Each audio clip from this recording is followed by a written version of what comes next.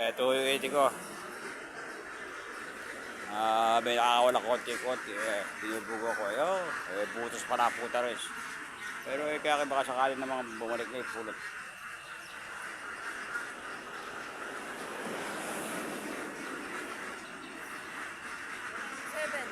Ah, 297 na pulot. Kulang 300. Bumalik na yung dating unti-unti. Sobra kasi init ang panahon ngayon. Pero napakahina ho kate. Ilang araw ito babalik na yun. Kung babalik ni 4 ko pulot. Kaya walang ko siya medyo tangatang halini itikot dahil na makakapaligo. Abot ng alas 9 or 10. Yan o yung itik ko. Ayun, yung inakay ko. Ayun, doon na pumunta sa paltok mo. Doon na so.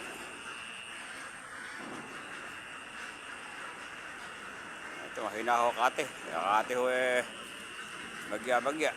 Pero, kahit na paano makakain kayo ng kuhol.